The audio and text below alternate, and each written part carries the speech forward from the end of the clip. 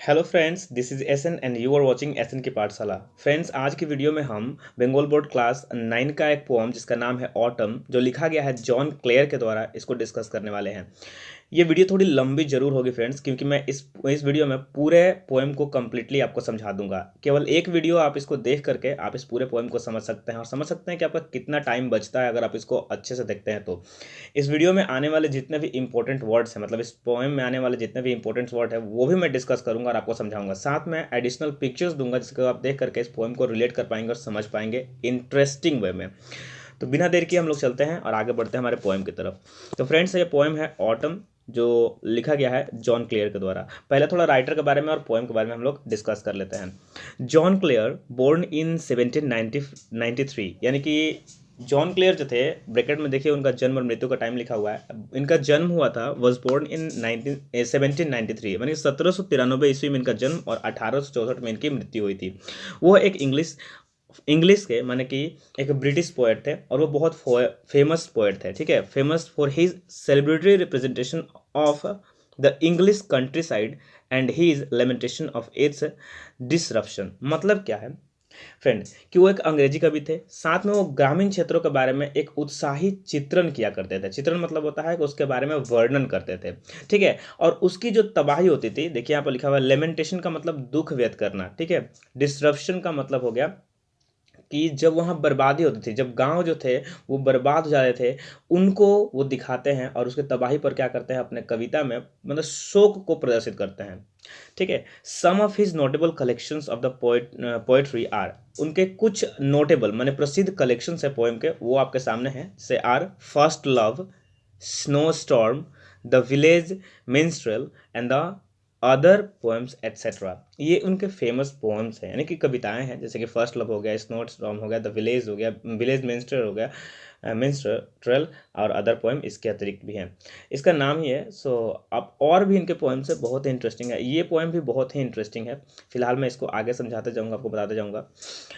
इस पोएम में हमें मिलने वाला क्या है वो देख लेते हैं। एक छोटा सा समरी यहाँ दिया हुआ है। द फॉलोइंग पोएम, ये जो पोएम दिया गया है द फॉलोइंग पोएम, जो आगे हम लोग को पोएम मिलने वाला है, वो क्या है, प्रेजेंट्स। प्रेजेंट्स मतलब होता है प्रस्तुत करता है अ पेन पिक्चर। पेन का मतलब होता है कलम और पिक्चर मतलब होता है तस्वीर, यानी कि पेन से उन्होंने लिखा तो जरूर है, लेकिन वो जब हम पढ़ते हैं तो हमारे मन में एक पिक्चर, एक तस्वीर चलने लगती है, एक मतलब एक वीडियो समझ लिए चलने लगता है, घूमने लगता है, और हम इसको ऐसे समझ पाते हैं। इतना इंटरेस्टिंग ये पोएम है। ठीक है, क्या है, पेन पिक्चर ऑफ द मेलो ब्यूटी ऑफ ऑटम। मेलो beauty of autumn in the country side, यानी कि गांव में, ग्रामीण क्षेत्रों में। कंट्री साइड का मतलब हो गया ग्रामीण क्षेत्रों में, लेकिन याद रखिए ये वेस्टर्न कंट्रीज का बात हो रहा है। यहाँ पर वो ब्रिटेन यानी कि इंग्लैंड का बात कर रहे हैं। इंग्लैंड के गाँव में जो थे, गाँव, वहाँ के जो गांव थे उसके ऑटम के टाइम में, ऑटम एक ऋतु का यानी कि सीजन का नाम है, उस टाइम में उसकी जो ब्यूटी थी, उसकी सुंदरता को इसमें क्या दिखाते हैं, उसकी वर्णन करते हैं। शाब्दिक चित्रण भी हम लोग इसे कह सकते हैं। पेन पिक्चर का मतलब शब्द से चित्रण करना, मतलब शब्द बोल रहे हैं लेकिन लग रहा है कि यहाँ पर पिक्चर चल रहा है, यानी फोटो दिख रहा है सबका हमारी आंखों के सामने। एज दिस सीजन कम्स, यह जो सीजन है, जैसे कि क्या आता है, कम्स माने आता है, जस्ट बिफोर विंटर। कब, बिफोर माने पहले, विंटर से। ठीक है, विंटर से पहले, ये विंटर से पहले आता है। इट इज कैरेक्टराइज्ड, यह जो हमारा मौसम है जाड़े के ठीक पहले आता है। तो अब इसका जो चित्रण हुआ है, इट इज कैरेक्टराइज किया गया है बाई फॉलिंग लीव्स। लीव्स के द्वारा, माने बाई फॉलिंग। फॉलिंग मतलब होता है गिरना, लिव्स माने पत्तियों का। तो यहाँ क्या होता है कि झड़ती हुई पत्तियों के बारे में बताया गया है, चित्रित किए हैं। साथ में बेयर ब्रांचेस, बेयर ब्रांचेस में क्या होता है, पत्ता रहित, माने जिसमें पत्ते नहीं हो। ठीक है, पत्ते गिर चुके हैं तो फॉल, जब पत्ते पेड़ से गिर जाएंगे तभी तो उसको कहेंगे फॉलिंग लीव्स, और जब पत्ते नहीं रहेंगे तो पेड़ पौधे नेकेड हो जाते हैं, जिसको हम लोग कहते हैं, यानी उसको बिना पत्ते का दिखते हैं वो, तब उसको उसको कहते हैं बेयर ब्रांचेस, उनकी शाखाएं खाली हो जाती हैं। एंड स्ट्रॉन्ग विंड्स, स्ट्रॉन्ग मतलब होता है तेज बहने वाली हवाओं को बारे में बताया गया है। तो इस पूरे पोएम में हमें ये मिलेगा। फ्रेंड्स, आपको इस वीडियो को स्टार्ट करने से पहले, यानी कि पोएम का लाइन बाय लाइन एनालिसिस करने से पहले, मैं बताना चाहता हूँ कि हालांकि इस पोएम का नाम ऑटम है, लेकिन इसमें हम केवल ऑटम को नहीं देखने वाले हैं, क्योंकि एक ऋतु जो है कभी भी एक अपने आप में पूर्ण नहीं है, वो दूसरे ऋतुओं से उसका कंपैरिजन करके ही उसको उसको हम समझा सकते हैं कि कैसे ये जो है वो अच्छी है या बुरी है, या इसमें क्या अच्छा मिलता है या क्या बुरा बात है, ये सब कुछ। तो फिलहाल हम चलते हैं अब पोएम का एनालिसिस की तरफ। द पोएम हम फ्रेंड्स, ये जो पोएम है हमारे सामने दिख रही है, पहले जो लाइन्स है मैं थोड़ा इसको बड़ा करके आपको दिखा देता हूँ। तो यहाँ आप देख सकते हैं कि आई लव, मैं पसंद करता हूँ। आई लव का मतलब प्यार करना नहीं है, पसंद करना होगा यहाँ पर। I love the fitful gust, I love the fitful gust that shakes the casement all day. मतलब कि मैं पसंद करता हूँ किस चीज़ को, फिटफुल गस्ट को। यहाँ दो वर्ड पहले मिल गए, इसको जानना है, फिर शेक्स को जानना है। तो फिटफुल का मतलब होता है एक्टिव या फिर अनियमित, या फिर ऐसी हवाएं जो बहुत तेजी से चलती है फिर रुक जाती हैं, फिर तेजी से चलती हैं फिर रुक जाती हैं। मतलब ये चलती रहती हैं दिन भर, लेकिन थोड़ा कम थोड़ा ज़्यादा होते रहता है। हम लोग अपने आसपास घरों तरफ भी इसको महसूस कर सकते हैं कि हवा का झोंका कैसे आता है फिर चला जाता है, इसके बारे में बता रहे हैं। फिटफुल उसी को कहते हैं। गस्ट मतलब हवाएं। दैट शेक्स, दैट मैंने जो, शेक्स मतलब होता है हिला देती है, ठीक है, हिलाया, हिलाना यहाँ पर हो जाएगा इसका मतलब। द केसमेंट ऑल डे, तो याद रखिए केसमेंट का मतलब क्या होता है। तो केसमेंट एक ऐसा विंडो है जो बोथ साइड ओपन होता है, मतलब उसको हम अंदर साइड भी ओपन कर सकते हैं, बाहर साइड भी ओपन कर सकते हैं। याद रखिए इन सब जो चीज़ों को मैं बता रहा हूँ, देखिए केसमेंट के लिए मैं बगल में आपको इमेज ऐसा मतलब इसमें टैग करते जाऊँगा कि आप उसको देख करके समझते जाएंगे। तो आप देखते जाइए, ठीक है, इसको देख के समझ सकते हैं आप और आसानी से। तो बोल रहा है कि केसमेंट को क्या होता है, वो जो पूरे दिन हिलाते रहती है। लास्ट से उसके बाद चलते हैं कि मुझे मतलब पहले दो लाइन का मतलब बढ़िया समझते हैं। I love the fitful gust that shakes the casement all day. मुझे वे हवाएं जो बहुत ही एक्टिव है, जो आती जाती रहती हैं और जो क्या करती हैं, हिला देती हैं केसमेंट को, यानी कि उस विंडो को, उन खिड़कियों को पूरे दिन। एंड और भी बात हो रहा है कि और क्या करते हैं, from the mossy elm tree, from the mossy elm tree. या देखिए मोजी एल्म ट्री क्या है, तो ये एक पेड़ है, ठीक है फ्रेंड्स।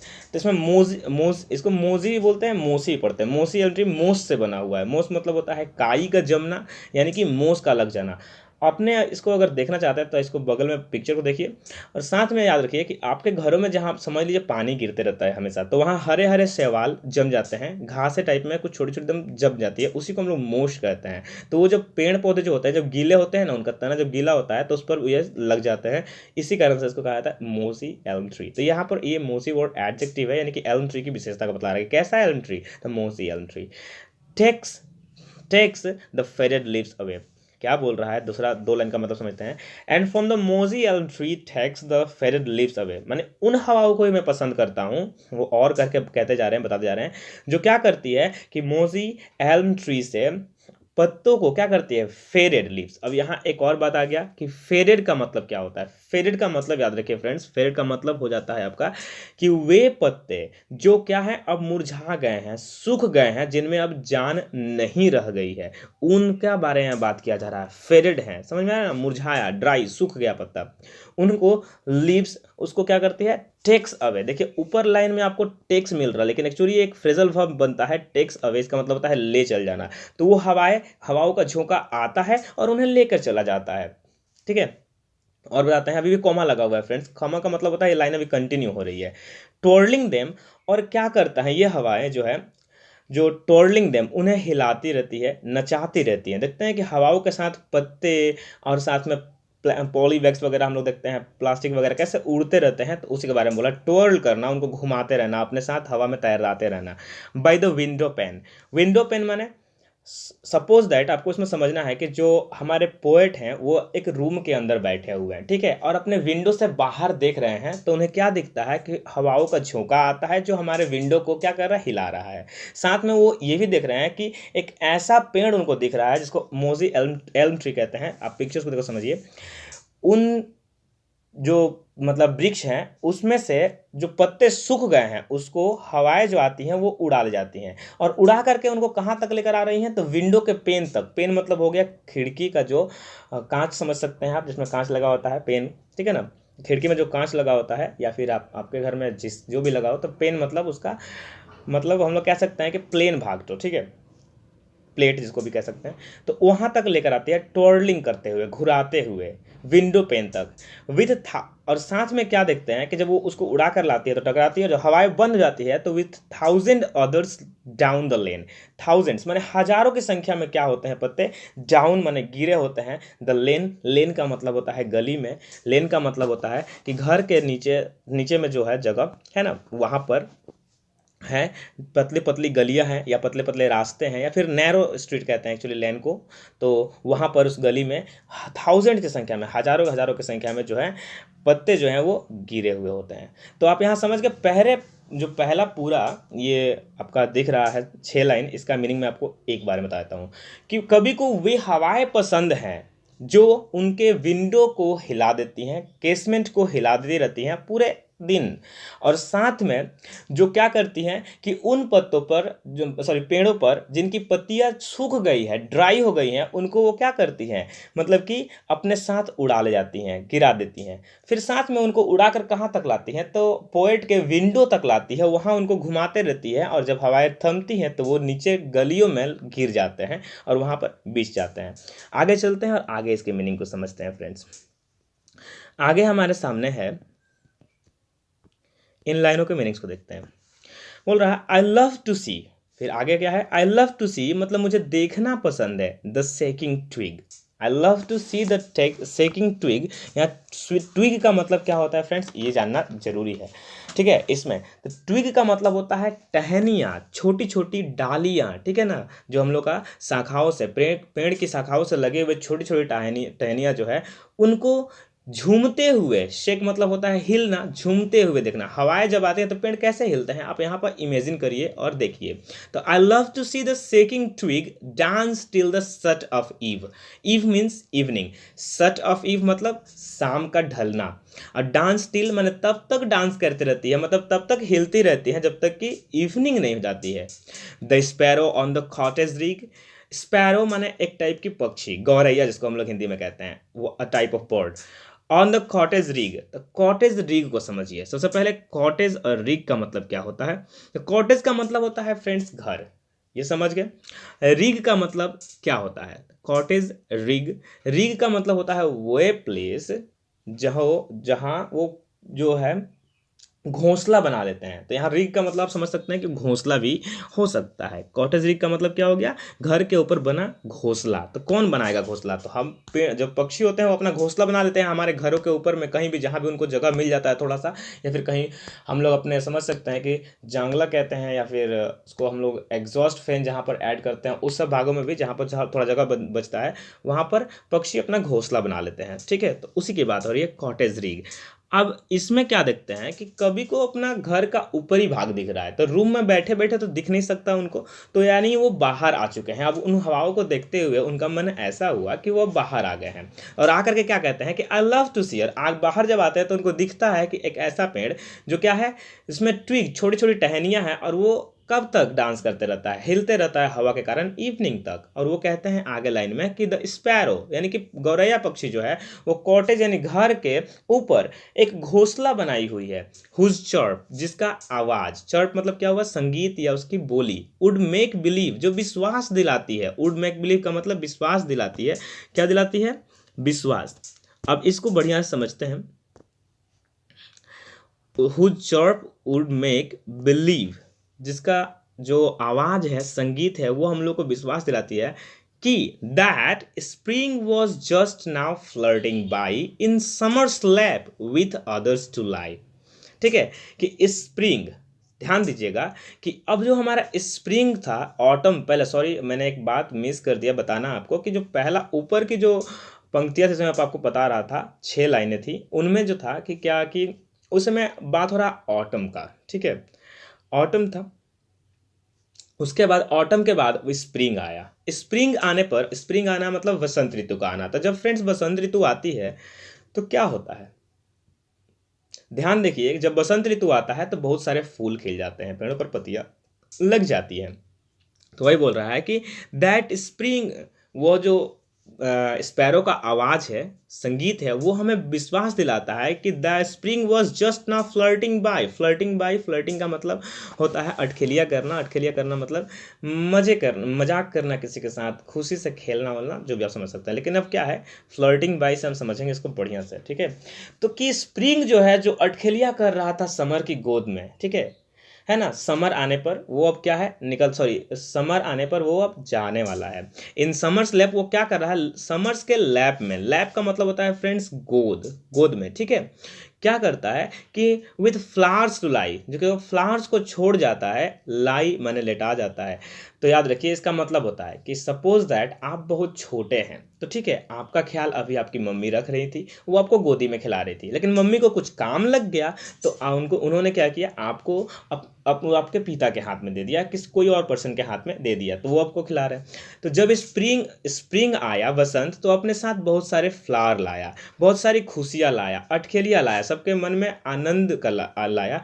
और जब ये जा रहा है, कब जा रहा है, तो जब समर देखता है कि स्प्रिंग के बाद समर आने वाला है, तो याद रखिए दोनों सेम टाइम का ही बात है। तो समर अब थोड़ा मतलब गर्मी थोड़ी बढ़ने वाली, तब फ्लावर्स चारों तरफ बिछा गया, ठीक है। आगे बढ़ते हैं और इसको और अच्छे से समझते रहते हैं और पूरा पोएम को कंप्लीट करते हैं। बोल रहा है, आई लव टू सी, मुझे देखना पसंद है, the cottage smoke. Cottage smoke मतलब, कॉटेज मतलब होता है घर। याद रखिए यहाँ किस कल्चर का बात हो रहा है, यहाँ बात हो रहा है वेस्टर्न, क्योंकि ये पोएट जो हैं वो ब्रिटेन के हैं और ब्रिटेन वेस्ट कंट्रीज में पड़ता है। और वेस्टर्न कंट्रीज में क्या होता है कि वहाँ पर मोस्टली टाइम में ठंड पड़ती है। ठंड पड़ती है तो वहाँ पर एक चिमनी रहता है घर के अंदर, जो जलता रहता है, जिससे घर में क्या हो, गर्मी रहे, है ना, गर्म रहे, हॉट रहे घर, ठीक है, जिससे कि ठंडी किसी को ना लगे। तो वहाँ से जब वो धुआं जो उसका बनता है उस चिमनी से, तो वो उस फायर प्लेस से जब धुआं बनता है, वो चिमनी के थ्रू छत से बाहर निकाल दिया जाता है। फिलहाल आप इमेज देख करके इसको अच्छे से रिलेट कर पाएंगे और समझ पाएंगे। तो कह रहे हैं कि आई लव टू सी, मुझे देखना पसंद है, द कॉटेज स्मोक, कॉटेज से निकलने वाले वे धुएं, उन स्मोक को जो curl upwards through the naked trees, जो कर्ल करते हुए माने घुमराते हुए, है ना, धीरे धीरे आगे बढ़ रहे हैं, एक के बाद बढ़ते जा रहे हैं, ऊपर उड़ते जा रहे हैं। अब इसका कर्ल का मतलब तो घुंघरेला होता है, लेकिन फिलहाल घुंघरेला का मतलब क्या है कि हवाएं अगर चलती तो उन स्मोक्स को किसी एक दिशा में क्या करती, उड़ा ले जाती है। लेकिन हवाएं, इसका मतलब अभी स्टॉप हो चुकी है। जिन हवाओं को पहले लाइनों में स्टार्ट किए थे कि मुझको पसंद है, वो बंद हो चुकी है। और वो बाहर से, घर के बाहर से क्या देख रहे हैं कि चिमनी से धुआं निकल रहा है जो ऊपर की तरफ बढ़ रहा है, ठीक है फ्रेंड्स, समझ में आ गया इसको। आगे बढ़ते हैं। Curl upwards through the naked trees, जो कहाँ से होते हुए, उन नेकेड ट्रीज। अब ट्रीज को नेकेड इसलिए कहा गया, देखिए नेकेड वर्ड ट्री को यहाँ पर एक्चुअली पर्सोनिफाइज किया गया है, ठीक है। नेकेड मतलब होता है नग्न होना, नंगा होना। नंगा होना किस पर लागू होता है, तो इंसानों पर लागू होता है, लेकिन ट्रीज नेकेड है, इसका एक ही मतलब हो सकता है कि ट्री में यानी कि पेड़ पौधों में उनकी पत्तियां नहीं है, क्योंकि उनके पत्ते जो है उनका श्रृंगार है, उनके कपड़े की भांति हैं, ठीक है, भरे भरे लगते हैं कपड़े होने पर, जस्ट लाइक दिस। तो आपको समझ में आया कि वो जो स्मोक है वो कैसे आगे बढ़ रहा है, तो नेकेड ट्रीज से होते हुए आगे ऊपर की तरफ बढ़ रहा है। आगे चलते हैं। अब यहाँ आपको एक पीक दिख रहा होगा, आपके बुक का ही है, देखिए कैसे एक यहाँ पर कॉटेज दिख रहा है, उसके ऊपर में चिमनी दिख रहा है, एक पेड़ दिख रहा है जिसमें पत्तियां नहीं है, पत्तियां मोस्टली अब गिर चुकी हैं। अब आगे देखिए, आगे के लाइनों को हम लोग बढ़िया से समझते हैं। लिखा हुआ है, द पीजन्स, पीजन्स क्या होते हैं, कबूतरों को कहते हैं। कबूतर क्या है, बर्ड्स है, ठीक है। द पीजन्स नेसल्ड राउंड, नेसल्ड राउंड, याद रखिए पहला वर्ड है नेसल्ड। नेसल्ड का मतलब होता है नेस्ट से बनना, यानी कि नेस्ट में, घोंसले में जाकर के रेस्ट करना, ठीक है। हम लोग क्या करते हैं, हम लोग रेस्ट करते हैं अपने घरों में, है ना, हाउस में। तो यहाँ पर क्या लिखा हुआ है कि नेसल्ड, नेसल्ड माने रेस्ट करना, नेस्ट में जाकर के, किसका, पीजन्स का, राउंड द कोट। कोट मतलब हो गया घोंसला फ्रेंड्स, सिंपली याद रखिए, नेस्ट लाइक मतलब घोंसला बना हुआ। याद रखिए कोट वर्ड इसलिए आया है, नेस्ट नहीं आया है, क्योंकि कोट एक ऐसा टाइप का घोंसला होता है जिसको इंसान के द्वारा बनाया जाता है, क्योंकि उसको पक्षी खुद से नहीं बनाते हैं, ठीक है। फिलहाल यहाँ इमेज आएगा, उसको देख समझिएगा। जो जैसे मान लीजिए हमको कुछ जानवरों को मतलब पक्षियों को पालना है, तो मैं क्या करूंगा, अपने छत पर एक छोटा सा घर उनके लिए बना दूंगा, जिसमें वो जाएंगे बाहर आकर के रेस्ट करने के लिए, उनके लिए हो जाएगा, तो वो उनका हो गया, ठीक है। तो उसको हम लोग कहते हैं कोट। और उसके बाद बोल रहा है, the pigeon nestled round the coat. अब देखिए जब ठंड बढ़ती है तो उनके लिए, कबूतरों के लिए क्या है, कोट है जिसमें वो क्या करते हैं, आकर के छिप जाते हैं और आराम करते हैं। On the dull November days like these. Dull November days, dull क्यों बोला गया है, क्योंकि इस टाइम में हर कुछ डल हो जाता है, हर कुछ अच्छा मतलब नहीं लगता है, ठीक है ना, डल लगने लगता है, बेकार सा हो जाता है। सो डल नवंबर डेज इसीलिए कहा गया है, उदासी का दिन हो जाता है। समझ में आया, डल का मतलब उदासी। इस इन जो नवंबर के जो दिन होते हैं उन टाइम में जो पिजन्स होते हैं वो आराम करते हैं अपने कोट में। और क्या होता है, द कोक, कोक मतलब मुर्गा, अपोन द डंग हिल। डंग हिल मतलब यहाँ पहले आपको डंग समझना होगा फिर हिल समझना होगा। तो डंग हिल में जो डंग है, डंग का मतलब होता है गोबर, यानी कि the wastage that that comes out from the animals. तो एनिमल्स जब खाते हैं तो उनका गोबर जो होता है निकलता है, that is known as the dung, ठीक है, अपने भाषा में हम लोग इसको गोबर कहते हैं फ्रेंड्स, जानवरों का मल, ठीक है।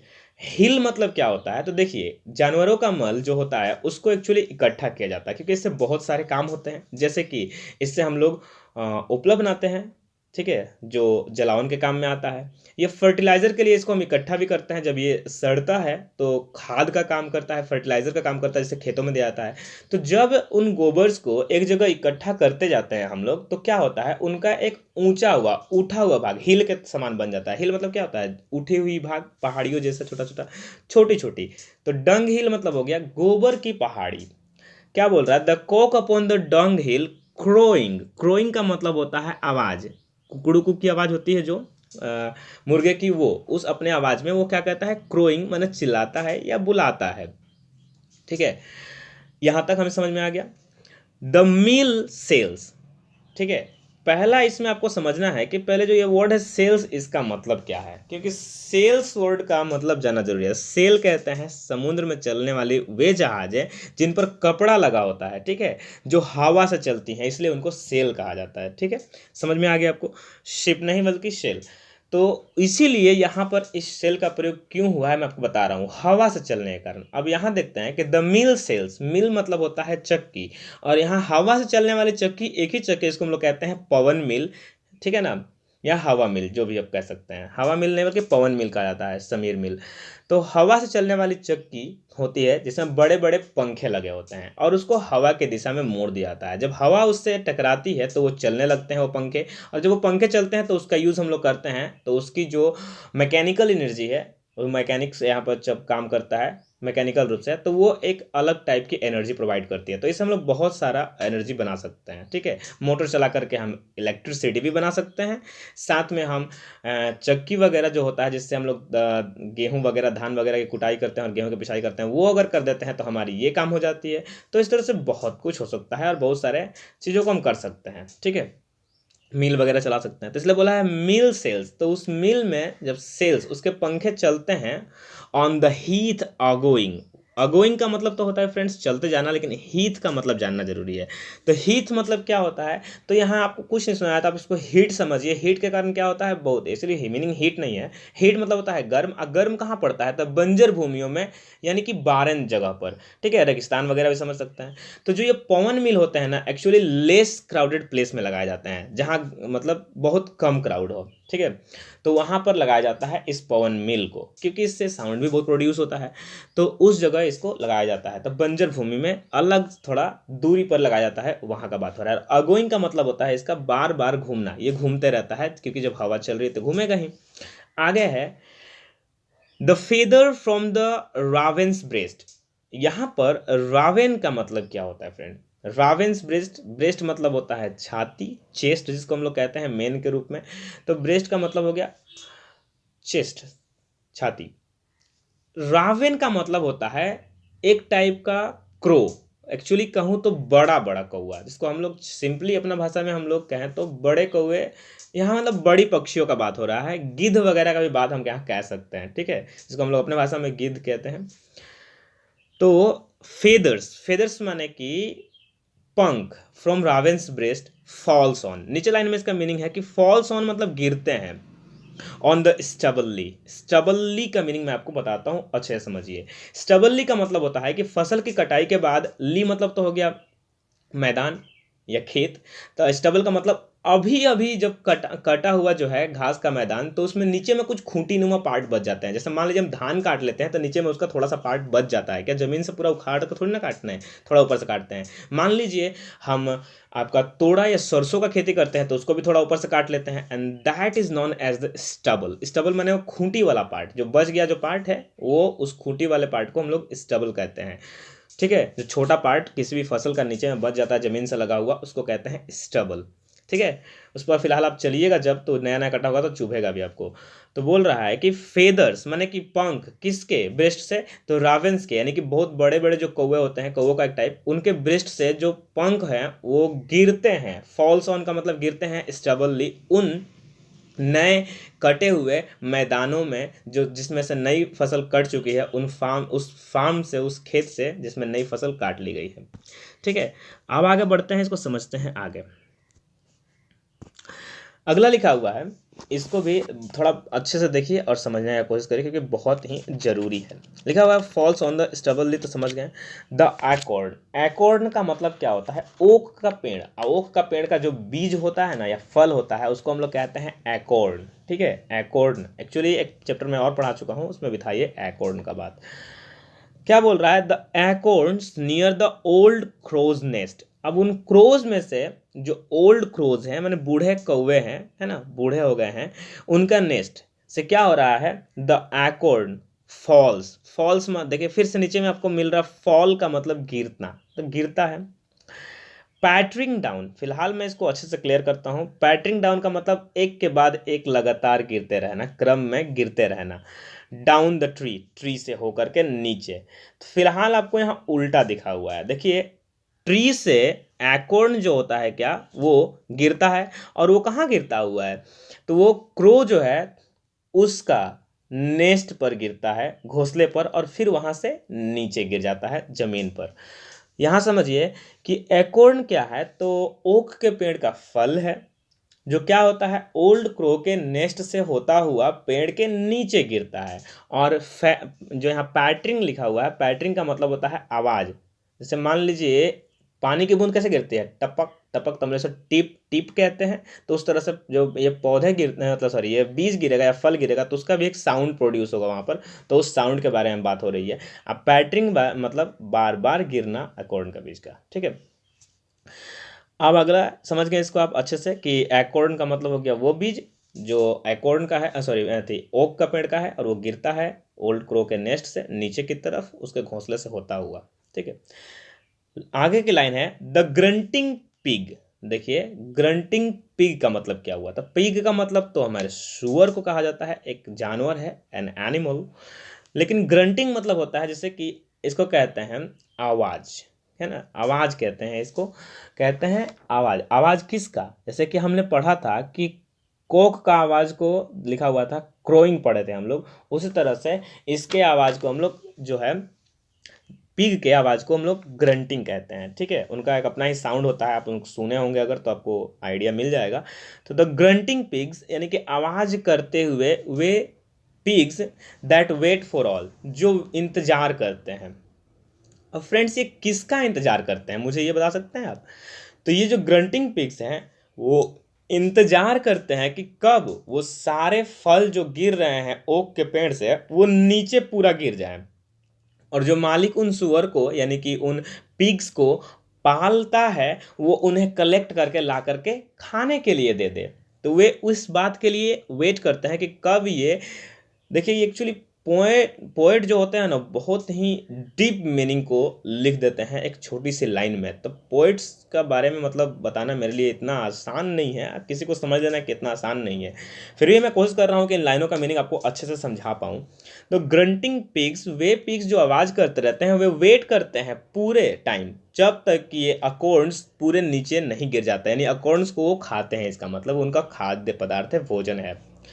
लेकिन वेट करते हैं कब तक, लास्ट में देखिए फिर लिखा हुआ है स्क्रैमल, स्क्रैमल एंड हरी। स्क्रैमल, स्क्रैम्बल नहीं, स्क्रैमल, एम के बाद आने वाला बी को हम लोग नहीं प्रोनाउंस करते हैं। तो scramble and hurry where they fall, where they fall, they fall माने हु फॉल। तो यहाँ लिखा हुआ है कि वही एकॉर्ड जो गिर रहे थे ना वो फॉल हो रहे थे आपका, तो वही बताया जा रहा है यहाँ पर कि जब वह जहाँ वो गिरते हैं दे फॉल, वहाँ पर जाने के लिए। तो जब उनका मालिक क्या करता है, छोड़ देगा उनको जाने के लिए, जगह देगा, तो क्या करेंगे। तो जाहिर सी बात है कि बहुत सारे जब दौड़ के जाएंगे तो एक के साथ एक जो लड़ाई होगा, उनमें धक्का मुक्की करेंगे जल्दी करने का चक्कर में, छीना झपटी करेंगे एक दूसरे खाने का चक्कर में, क्योंकि इंसान तो नहीं है कि वो एक एक चुन करके अलग से खाएंगे, जानवर हैं वो, उनका जल्दी जल्दी मतलब जैसे कुत्ते कैसे होता है, एक खाना को छीनने लगते हैं दूसरे के साथ। तो वही बोल रहे हैं कि जब उनका मालिक उनको छोड़ देता है, स्क्रैमल, स्क्रैमल का मतलब हो गया कि struggle with competitors for things और शेयर, अपने शेयर के लिए अपने कंपेटिटर्स के साथ स्ट्रगल करना, यानी कि झगड़ा करना ही बोल सकते हैं, नहीं तो धक्का मुक्की करना यहाँ ज़्यादा अच्छा वर्ड है ना। द उसके बाद इसका एंड हरी का मतलब हो गया जल्दी से, तेजी में निकलते हैं खाने के लिए उनको, वेयर दे फॉल, जहाँ पर वो अकॉर्ड गिरा हुआ है। तो आई होप आपको ये समझ में तो आ गया होगा कि कैसे एक सिंपल ऑटम ऋतु को कवि ने हमारे लिया था और इसको इतना इंटरेस्टिंग बना दिए जॉन क्लेयर ने कि इसमें और भी ऋतु, जैसे कि समर भी आ गया, लास्ट में हमने देखा कि जब आराम करते हैं पीजेंट्स वगैरह तो विंटर भी आ गया, और इसके बाद स्प्रिंग भी आ गया। तो यानी सारे ऋतुओं को उन्होंने इस छोटे से पोएम में कवर किया है, और इतने इंटरेस्टिंग चीज़ों को दे करके उन्होंने इसको वर्णन किया है कि पढ़ करके आनंद ही आ जाता है फ्रेंड्स। मुझे बहुत ही अच्छा लगेगा कि अगर आप इस पोएम को पूरे अच्छे से देखते हैं और पूरे वीडियो को कंप्लीट करते हैं।